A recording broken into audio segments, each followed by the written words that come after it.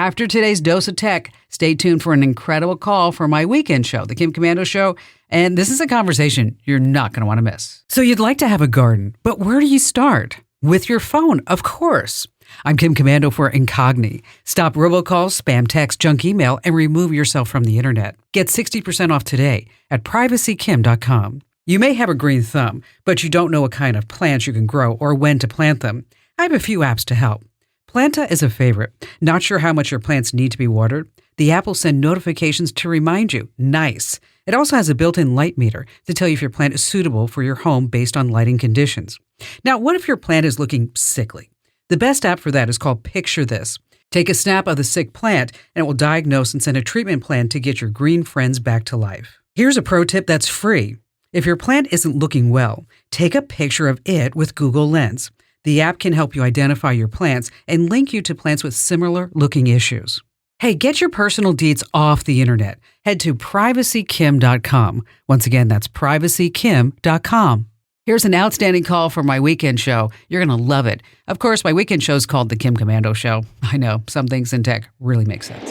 Bruce in Raleigh, North Carolina. Hey there, Bruce. Hi, Kim.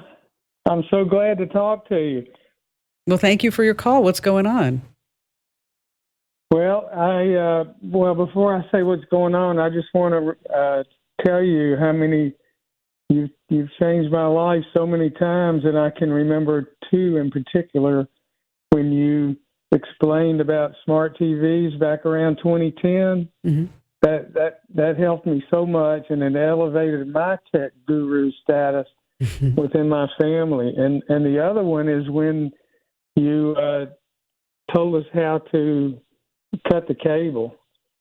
So that's been tremendous for me. Yeah, well, yeah, that's a big one. Now you got to make sure you're not paying more than when you did cut the cable because of all these streaming services, right?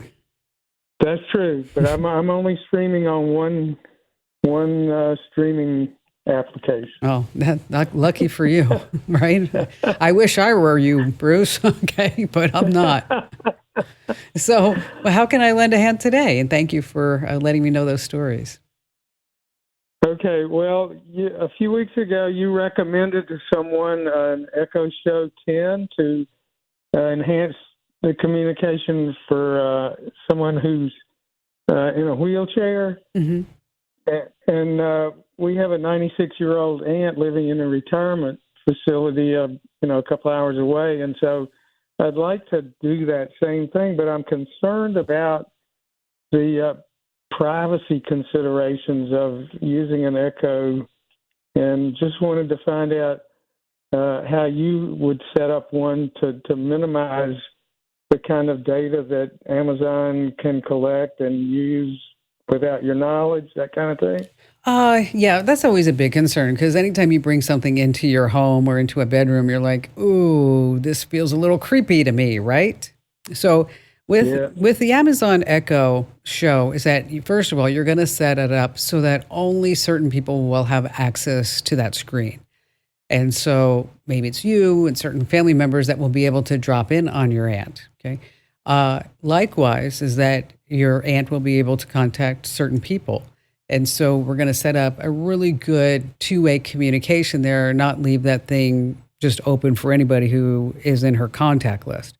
As far as Amazon collecting all the recordings, yeah, they're going to do that. But now there are some settings that you can access through the Alexa app that allows you to set up a schedule where the recordings are actually deleted and when they're actually deleted, rather.